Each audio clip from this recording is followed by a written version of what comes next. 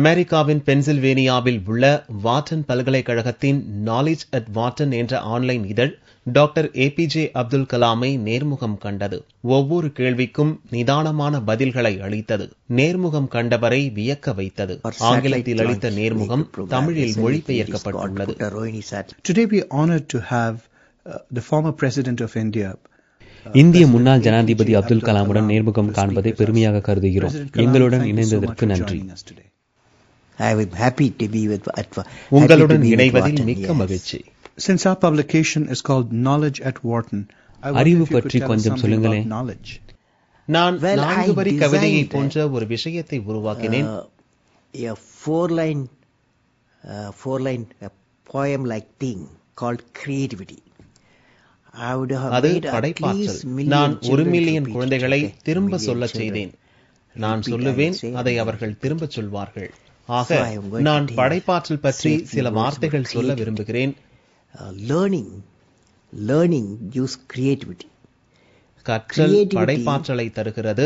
படைப்பாற்றல் சிந்தனைக்கு கொண்டு செல்கிறது. Thinking provides knowledge. சிந்தனை அறிவை அளிக்கிறது. Great. So I am very happy. Wharton, you are thinking of knowledge at Wharton. அறிவு உங்களை சிறந்தவராக ஆக்குகிறது. My greetings to all of you. I wonder if you could start by talking about your past. நீங்கள் ராமேஸ்வரத்தில் பிறந்தீர்கள். அப்போதைய இந்தியாவுக்கும் இப்போதுள்ள இந்தியாவுக்கும் என்ன வித்தியாசத்தை காண்கிறீர்கள்? நான் சூரியனை 76 முறை சுற்றி வந்திருக்கிறேன். என்ன அர்த்தம் புரிகிறதா? 76 times. You know what it means? நீங்கள் 76 வயது நிரம்பியவர். சரியாக சொன்னீர்கள். 76 வருடங்கள் நான் பார்த்திருக்கிறேன். நான் சிறு பையனாக இருந்த போது 2வது உலகப் போர் முடிவுக்கு வந்தது. And when I was a young boy, the Second World War coming to an end. And then நான் போரின் விளைவுகள், காயங்கள், நிவாரணங்களை பார்த்தேன். Healing. இந்தியா சுதந்திரம் அடைந்ததை நான் பள்ளி சிறுவனாக இருந்த போது பார்த்தேன். Freedom 1915 when I was a school boy. 1947 ஆண்டு ஆகஸ்ட் 15ஆம் தேதி இந்தியா சுதந்திரம் பெற்றதை பார்த்தேன். அது மிகவும் மகிழ்ச்சிகரமான தருணம். 1992 ஆண்டில் நான் இந்திய பொருளாதார வளர்ச்சியின் துவக்கத்தை கண்டேன். அப்போது நிறைய கஷ்டங்களை சந்தித்தோம். I have worked with visionaries like Professor Vikram Sarabhai, Satish Dhawan, doctor Brahmprakash போன்ற தொலைநோக்கு சிந்தனை கொண்டவர்களுடன் பணியாற்றியிருக்கிறேன். பசுமை புரட்சியை பார்த்திருக்கிறேன், வெண்மை புரட்சியை பார்த்திருக்கிறேன், தொலைத்தொடர்பு புரட்சியை பார்த்திருக்கிறேன், தகவல் தொடர்பு தொழில்நுட்ப வளர்ச்சியை பார்த்திருக்கிறேன். And I was involved India's space program. மிகப்பெரிய வெற்றி பெற்ற விண்வெளி ஆராய்ச்சி திட்டம் மற்றும் ஆயுத தன்னிறைவு திட்டத்துடன் இணைந்து செயல்பட்டிருக்கிறேன். ராக்கெட் திட்டம் பற்றி பேசினீர்கள். ஏவுகணை திட்டத்திலும் நீங்கள் இணைந்து செயல்பட்டிருக்கிறீர்கள். அதனால் தான் ஏவுகணை நாயகன் என அழைக்கப்படுகிறீர்கள். அந்த அனுபவத்தை பற்றியும் அதில் என்ன கற்றுக்கொண்டீர்கள் என்பதையும் கொஞ்சம் சொல்லுங்களேன். நான் இந்திய விண்வெளி ஆராய்ச்சி நிறுவனத்துடன் 20 ஆண்டுகள் பணியாற்றியிருக்கிறேன். I worked to Indian Space Research Organization for about 20 years. செயற்கைக்கோள்களை விண்வெளி பாதையில் நிறுத்தும் 4 நிலை ராக்கெட்டுகளை உருவாக்கி சாதித்தோம். நான் என் குழுவுடன் ஏவுகணையை உருவாக்கும் திட்டத்தை மேற்கொண்டோம். இளைஞர்களை கொண்ட குழு அது. நாங்கள் ஒருங்கிணைந்து பணியாற்றினோம். இளைஞர்கள் சக்தி எங்களது ஏவுகணை திட்டம் வெற்றி பெற மேலும் வலுவை கூட்டியது. Because the youth power and the program, particularly such a strategic missile program, succeeded. மனிதவள மேம்பாடுதான் மிகவும் முக்கியமானதாகும். Human resource development. So the program are in safe hands now. விண்வெளி திட்டம், ஏவுகணை திட்டம் இரண்டின் மூலம் நான் கற்றுக்கொண்ட மிக முக்கியமான விஷயம் வெற்றியை அணுகுவது எப்படி என்பது மட்டுமல்லாமல் தோல்வியை எப்படி அணுகுவது என்றும் கற்றுக்கொண்டேன். Not only how to handle the success, how to handle the failures. Particularly you are in the management environment. இளைஞர்கள் தோல்வியை எப்படி அணுகுவது என புரிந்து கொள்ள வேண்டும் என நான் விரும்பினேன். பணியை செய்தாலும் பிரச்சனைகளை கடந்து வர வேண்டியிருக்கும்.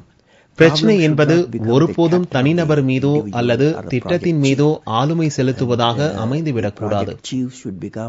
மாறாக திட்டத்தின் தலைவர் பிரச்சனைகளை வீழ்த்தி வெற்றி காண்பவராக இருக்க வேண்டும். இதைத்தான் நான் கற்றுக்கொண்டேன். 1998 ஆண்டில் அணுசோதனை திட்டத்தின் முக்கிய காரணகர்த்தாவாக நீங்கள் இருந்தீர்கள். அது பற்றி சொல்லுங்களேன். பல்வேறு தொழில்நுட்ப குழுக்களும் அரசின் பல்வேறு துறைகளும் தொழில்துறையின் பங்களிப்புடன் எப்படி ஒருங்கிணைந்து பணியாற்ற முடியும் என்பதை முக்கியமாக புரிந்து கொண்டேன். Departments of government of India could work together with the industrial partnership. That is one unique thing. How many people can, many teams. நாட்டின் மிக முக்கிய தேவையை செய்து முடிக்க ஒருங்கிணைந்து பணியாற்றுவது எப்படி என கற்றுக்கொண்டேன். அதுதான் நான் பெற்ற மிகப்பெரிய அனுபவம். நீங்கள் ஆழ்ந்த ஆன்மீக ஞானம் உள்ளவராக அறியப்படுகிறீர்கள். அணு ஆயுதங்களை உருவாக்கியதால் குற்ற மனப்பான்மையோ முன்னுக்கு பின் முரணாக உணர்ந்திருக்கிறீர்களா? நமது நாட்டின் வளர்ச்சிக்கு அமைதி முக்கியம் என்பதை நான் உணர்ந்தேன். வலிமையில் இருந்துதான் அமைதி வருகிறது. வலிமையை மதிக்கிறது. Peace, that is how weaponized missiles were born. So அப்படித்தான் ஏவுகணை ஆயுதம் பிறந்தது. You need minimum strength. எனவே நாட்டை அமைதியாக வைத்திருக்கவும் அதன் மூலம் வளர்ச்சி பாதையில் கொண்டு செல்லவும் உங்களுக்கு குறைந்தபட்ச வலிமை மிகவும் அவசியம். அந்த வகையில்தான் அதை பார்க்கிறேன். எப்படி இந்தியாவின் ஜனாதிபதி ஆனீர்கள்? பெரிய சிக்கலான நாட்டை வழிநடத்த என்ன மாதிரியான தலைமை பண்புகள் தேவை என நினைக்கிறீர்கள்? நன்கு திட்டமிடப்பட்ட தேர்தல் நடைமுறை மூலம் 2002 முதல் 2007 ஆண்டு வரை ஜனாதிபதியாக தேர்ந்தெடுக்கப்பட்டேன். Election process.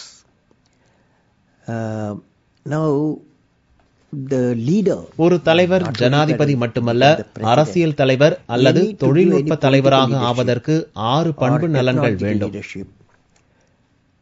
You have to have 6 traits one leader should have. And what are the 6 traits? முதலாவதாக தொலைநோக்கு சிந்தனை வேண்டும். Without a vision, தொலைநோக்கு சிந்தனை இல்லாவிடில் தலைவராக இருக்க முடியாது. So leader must have a vision.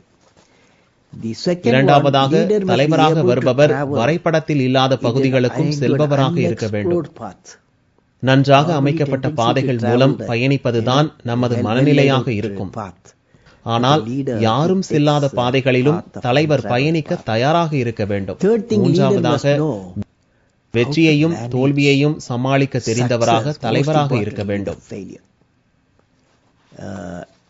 எந்த செயல் திட்டத்தை மேற்கொண்டாலும் தோல்வியை சந்தித்தாக வேண்டும். எனவே தலைவர் என்பவர் தோல்வியை சமாளிப்பவராக இருக்க வேண்டும். நான்காவதாக முடிவெடுக்கக்கூடிய தைரியம் இருக்க வேண்டும். இதுதான் இன்று உலகம் முழுவதும் பெரும் பிரச்சனையாக இருக்கிறது. தலைவனுக்கு முடிவெடுக்கும் துணிச்சல் வேண்டும்.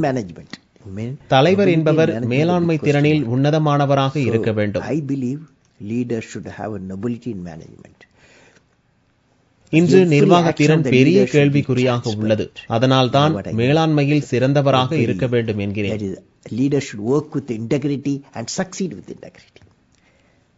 தலைவரின் ஒவ்வொரு செயலும் வெளிப்படையானதாக இருக்க வேண்டும்.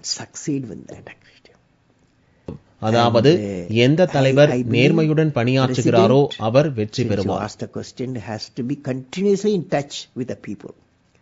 நீங்கள் இந்த கேள்வியை கேட்டதால் ஜனாதிபதி தொடர்ந்து மக்களுடன் தொடர்பில் இருக்க வேண்டும். நான் இருக்கும் போது ராஷ்டிரபதி பவன் மக்களின் பவனாக மாறிவிட்டது. மேலும் நான் எல்லா மாநிலங்களுக்கும் மலை, பாலைவனம், கடல் கடந்து பயணம் செய்துள்ளேன். பல லட்சக்கணக்கான மக்களை சந்தித்து பேசியிருக்கிறேன்.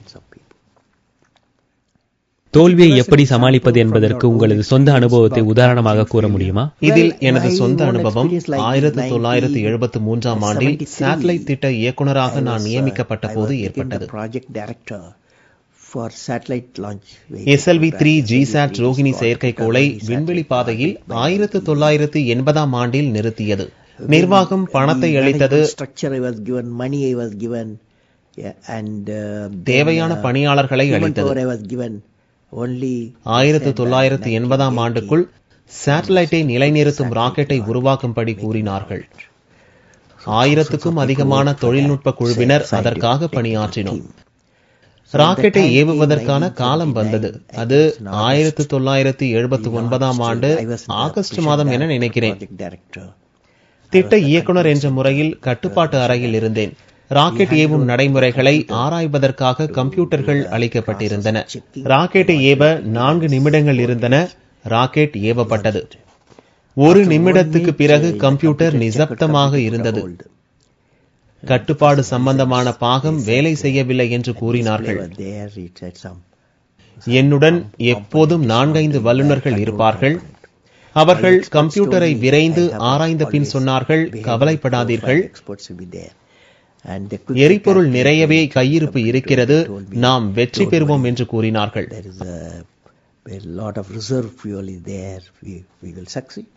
அதனால் கம்ப்யூட்டரை புறந்தள்ளிவிட்டு நேரடியாகவே ராக்கெட்டை ஏவினேன். அது 4 படிநிலைகளை கொண்ட ராக்கெட்.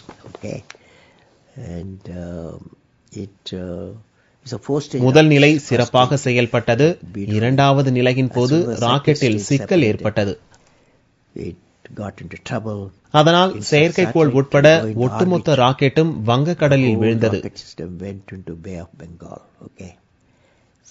இது மிகப்பெரிய தோல்வி. அந்நாளில் இஸ்ரோ தலைவர் சதீஷ் தவான் பத்திரிகையாளர்களை சந்தித்தார். 7 மணிக்கு ராக்கெட் ஏவினோம். 7:45 மணிக்கு பத்திரிகையாளர் சந்திப்பு நடந்தது.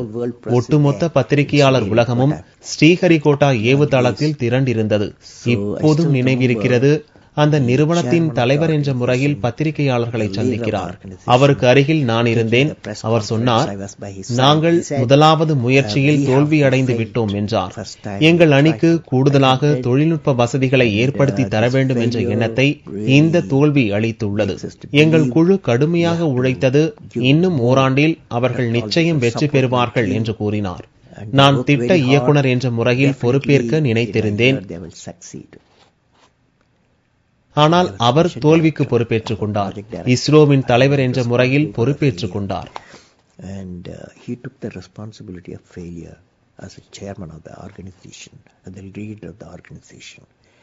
அடுத்த ஆண்டு 1980ஆம் ஆண்டு ஜூலையில் நாங்கள் வெற்றி பெற்றோம். ஒட்டுமொத்த நாடும் மகிழ்ச்சியில் திளைத்தது. மீண்டும் பத்திரிகையாளர் சந்திப்பு நடந்தது. அப்போது சதீஷ் தவான் சொன்னார், நீங்கள் பத்திரிகையாளர்களை சந்தியுங்கள் என என்னிடம் கூறினார். இதில் சொல்ல விரும்பும் செய்தி என்னவெனில், தோல்வி வரும்போது நிறுவனத்தின் தலைவர் என்ற முறையில் தோல்விக்கு தானே பொறுப்பேற்றார்.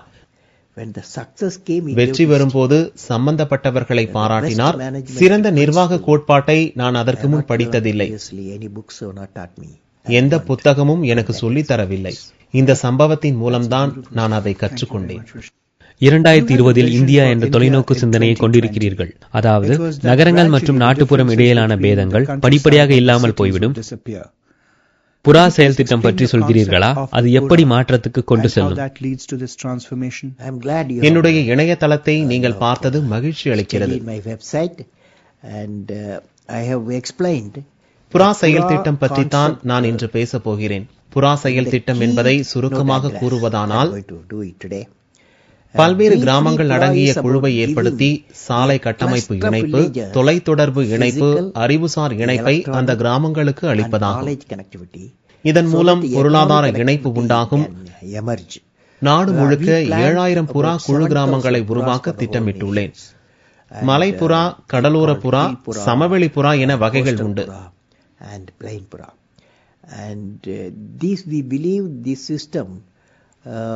இந்த அமைப்பு முறையானது பொருளாதார இணைப்பை ஏற்படுத்தும், வேலைவாய்ப்பை ஏற்படுத்தும், ஆற்றலை அதிகரிக்க வல்லது.